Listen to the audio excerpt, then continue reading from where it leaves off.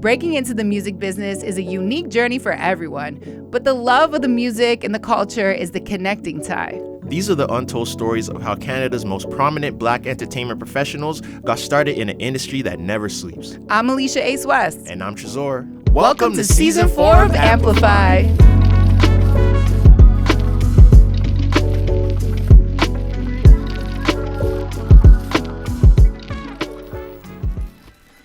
You know, every career has an origin story. The one everyone sees later, the polished version that fits neatly on a press release.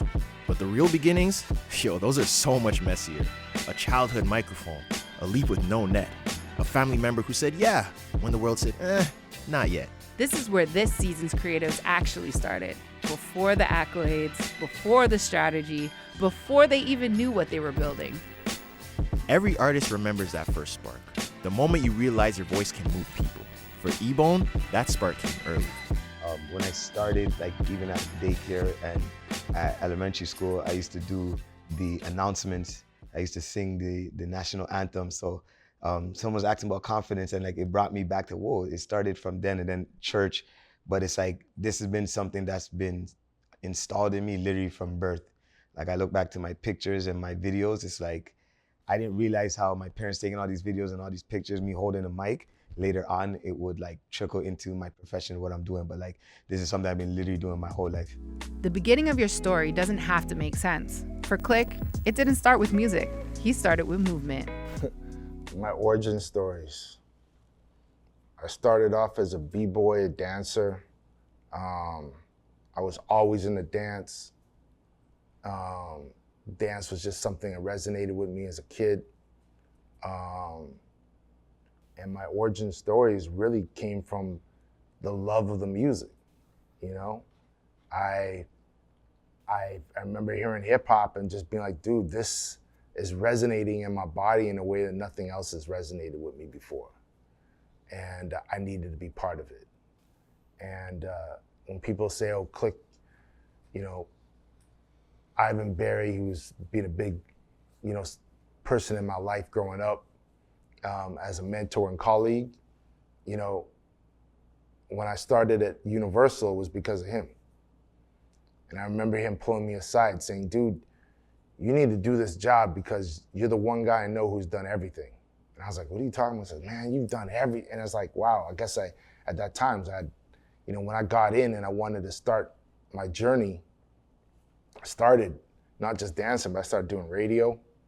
I called in the radio station and said, yo, how can I start? How can I help? I was answering telephone calls. I was, so I started there. Then I started being part of a hip hop group, and, I started promoting shows, putting out independent records. So these are all part of my origin stories. Just I just resonated of what connected me to the music,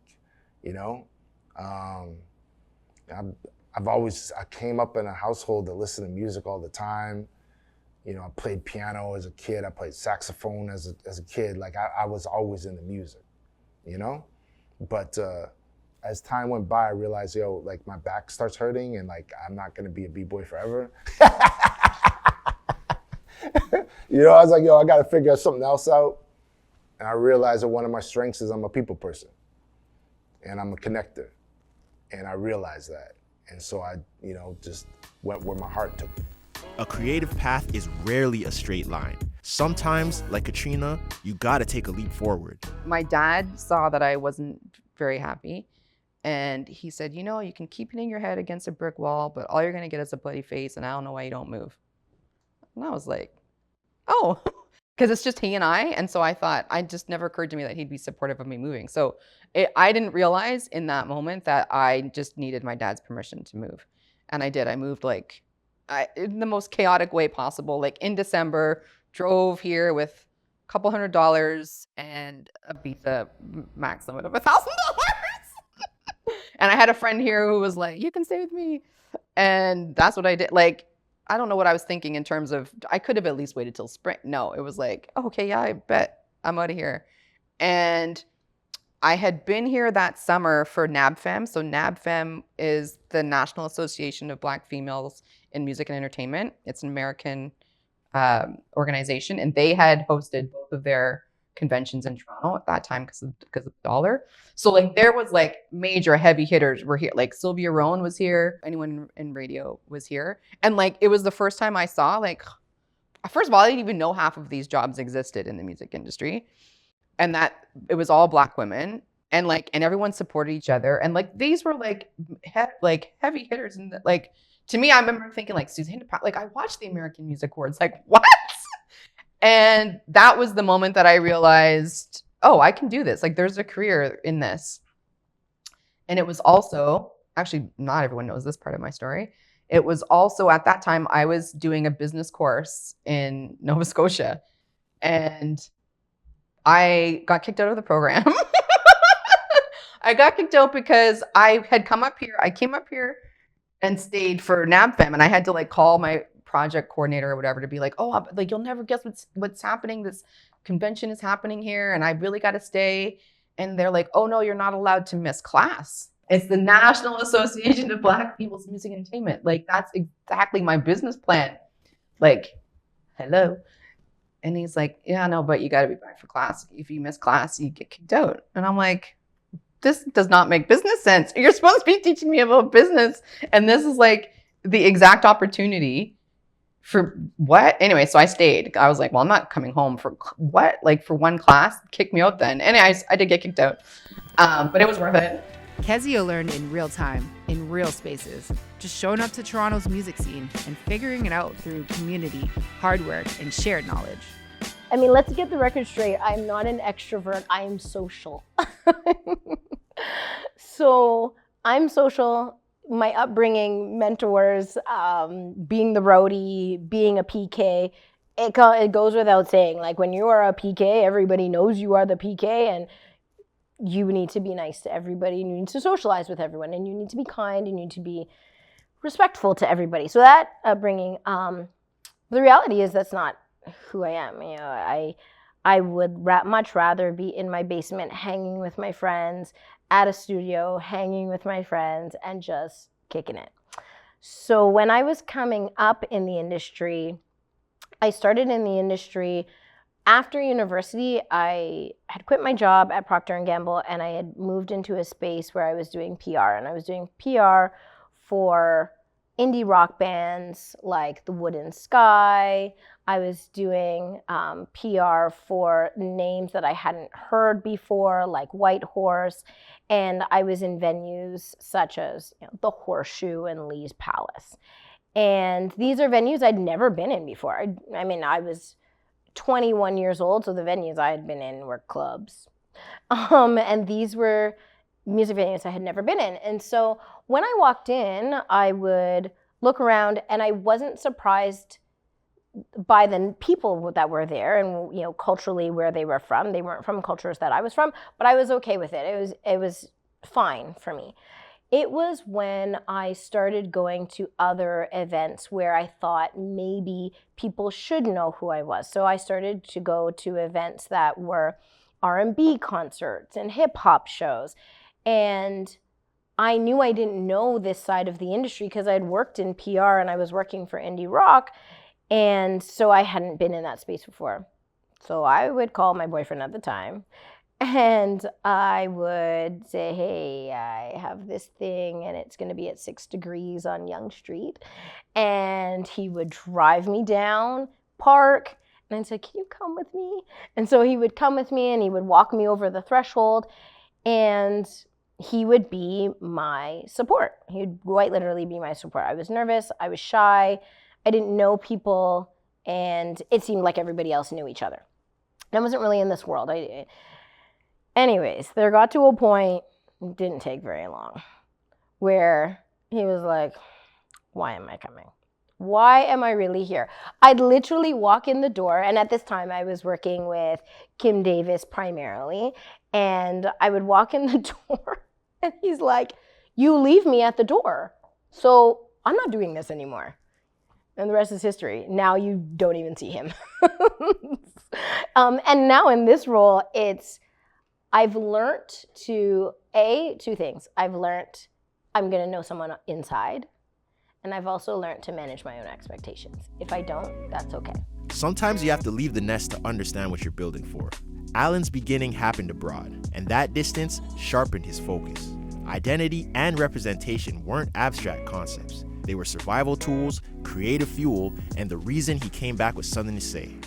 I think people know a lot about me. I think the only thing that, like an origin story is, I was lucky enough where every summer my mother would send me back to Barbados to be with my grandparents. And that was formative for me because I would go back, and then I'm there for crop over season, and I'm seeing my cousins and I'm seeing a bunch of different people.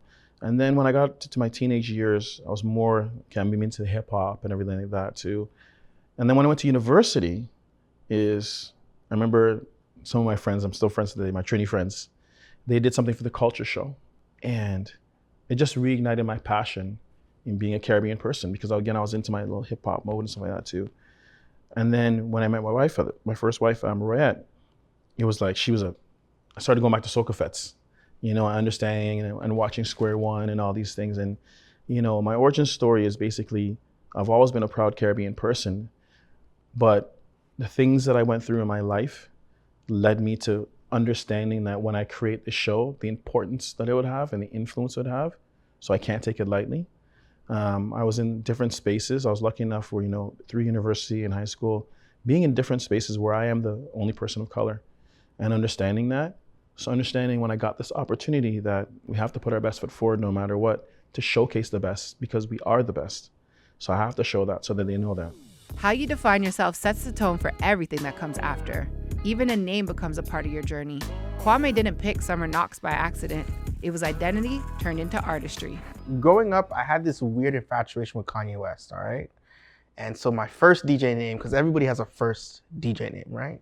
My first DJ name was K-Yeezy, the K being Kwame, and then Yeezy being my weird infatuation. And in 2016, I was working with an artist. We went to LA and we went to the Rock Nation offices and we were sitting and talking and brainstorming about potentials. And feedback somebody gave me in the meeting was like, it would be very hard to market the name K-Easy. So like, you should probably think of new names. And I remember brainstorming with a couple people. And the first word that came to mind was summer. I'm born in the best month of the year, which is August, which is usually also the height of the summer.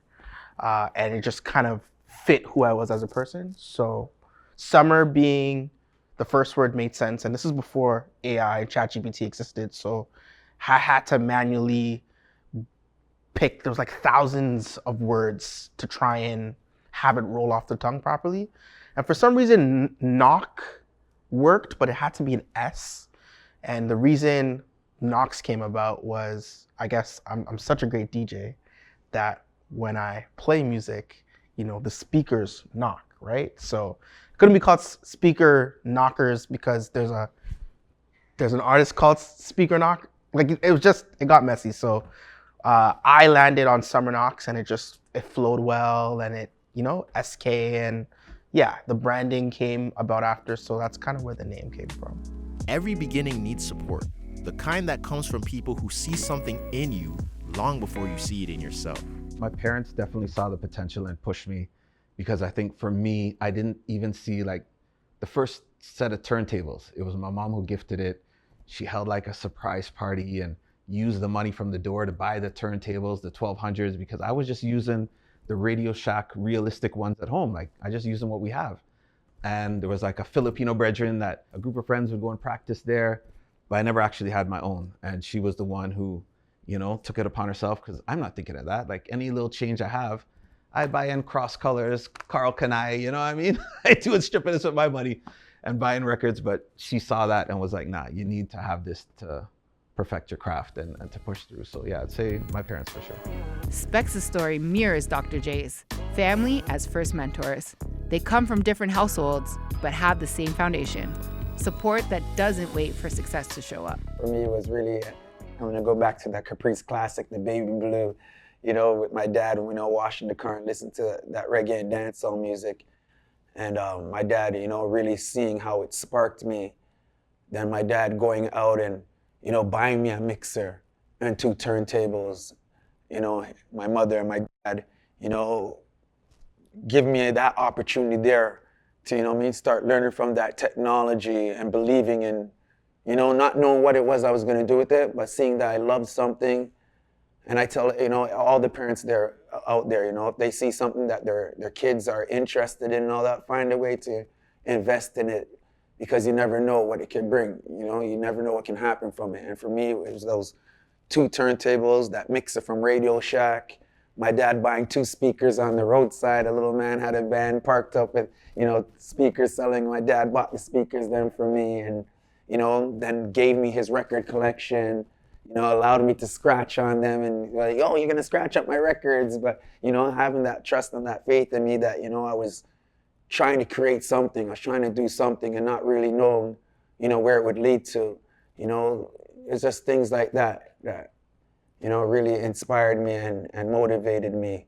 But it's also, the belief from my support system, which would have been my mother and my father at that time, my sisters, and then continuing up from that to, my wife believing in me, to being able to, keep on supporting me. So the Mighty sisters carry that lineage forward, encouragement passed down and passion shared across generations. Their beginning is proof that the cycle continues and their roots are deepening. Back in the day, like Gage Park or Chinguacousy Park, and what's his name? The boy that he plays the keys. It's gonna take a lot to cram you away. Carl Wolf. Oh. Yeah, you open for him. You remember them something, yeah? Of course. These were my first opportunities to perform. You should have seen me, like stiff. And Omega was always just very free up. And she understood how to, we come from the same environment. We grew up as young Black girls. My energy became very reserved through this environment. I didn't know how to be myself, how to express myself, how to be allowed. Like she said, the pepper malt was not directed. And so it was hard for me to figure out how I could allow myself to just be, ugh. And you figured this out, like through dance. And she was always doing the dancehall dancing. She was always finding avenues for her artistic expression that was very natural to her. And so for me, as someone who had it in me, she allowed me to understand where the convoy was, like how to let that out. And it's very interesting that, I think some people will recognize me first as a performer, but I got a lot of my acumen from you, which I think we also got from our bigger sisters, Navlet and Alicia. And, the origins was really us being in choir together and doing singing classes together. I did singing, she did singing and piano, and so did my other 2 sisters. And so there was that thing. But really, I think it was, for me, the confidence through, like seeing her be able to transcend that confidence into the music. Like you were like the unintentional trainer for me with respect to that. So. That's crazy. Do you know that? Did you know that? Not in that sense. No. Like again, it was my role to be your big sister. Yeah, it's my role. Sorry. What? I do that sometimes. I interrupt people. My bad. No, it's okay. We have this recording as kids. Oh no. What do you mean? No, it's so cute. What is it? No, you've seen it. It's when we're singing that song and I'm doing arriba. You know what I'm talking about? And what song were we singing? Feeling hot. I think it's that song. And I don't know, I'm 2.5 years younger. Well, but we're twins though. But I'm 2.5 years younger than her. And in this video, like I can see myself. I'm literally just looking at her the whole time. Like while I'm just checking, like, was that okay? Did I do the vocal? Did I get it? Was that all right? Like, and it's just like, it's very indicative of who I am now. Sometimes I look to my big sisters too much to identify self, but I also think like as I've found my sovereignty and my autonomy over who I am, some of those things that helped me find that is the confidence instilled through, my sisters, and Omega. Beginnings aren't always handed down. They can be created through courage, community, and the refusal to wait for permission. Every journey starts somewhere. But the best ones, they start with people who believe that they belong. Next time on Amplify, we explore what it means to keep going when the world tells you to stop.